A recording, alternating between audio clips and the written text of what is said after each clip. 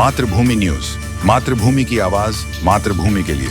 પોરબંદરના દરિયામાંથી ફરી એક વખત ડ્રગ્સનો મોટો જથ્થો ઝડપાયો છે। ગુજરાત એટીએસ, એનસીબી અને નેવીની ટીમે મધદરિયા ઓપરેશન પાર પાડીને અંદાજિત 700 કિલો ડ્રગ્સ સાથે 8 જેટલા ઈરાની શખ્સોને ઝડપી પાડ્યા છે।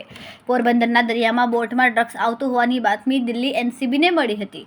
બાતમીના આધારે દિલ્હી એનસીબીની ટીમે નેવીનો સંપર્ક કરીને એક ઓપરેશન મોડી રાત્રે હાથ ધર્યો હતો, જેમાં મધદરિયે એક બોટને આંતરવામાં આવી હતી। આ ઓપરેશનમાં ગુજરાત એટીએસની ટીમ અને ગુજરાત એનસીબીના કેટલાક અધિકારીઓ પણ જોડાયા હોવાનું સામે આવ્યું છે। ઉલ્લેખનીય છે કે છેલ્લા 9 મહિનામાં પોરબંદરના દરિયામાંથી 350 કિલોથી વધુનો ડ્રગ્સનો જથ્થો ઝડપાયો છે। મધદરિયે એક બોટમાંથી કરોડોની કિંમતનું સેંકડો કિલો ડ્રગ્સ સેન્ટ્રલ એજન્સી દ્વારા પકડી પાડવામાં આવ્યું છે। તેમાં પણ ખાસ કરીને નાર્કોટિક્સ કંટ્રોલ બ્યુરો દિલ્હીની ટીમને કેટલાક મહત્વપૂર્ણ ઇનપુટ મળ્યા હતા, જેમાં ગુજરાતના દરિયામાં મોટા પ્રમાણમાં ડ્રગ્સ સાથે એક બોટ આપવાની માહિતી મળી હતી, જેના આધારે તેને આંતરવા માટે એનસીબી દિલ્હીની ટીમે નેવીની મદદ લીધી હતી।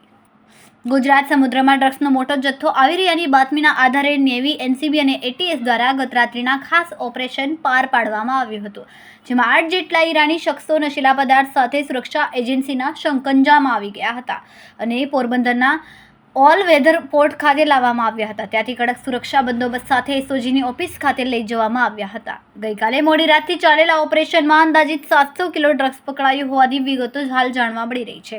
હજુ સત્તાવાર રીતે આ મામલે કેન્દ્રીય એજન્સીએ જાહેરાત કરી નથી। ખૂબ જ ટૂંકા સમયમાં માતૃભૂમિ ન્યૂઝ ઓટીટી પ્લેટફોર્મ અને મેગા સિટીમાં કેબલ નેટવર્ક સાથે જોડાઈ જશે, તો જોતા રહો માતૃભૂમિ ન્યૂઝ।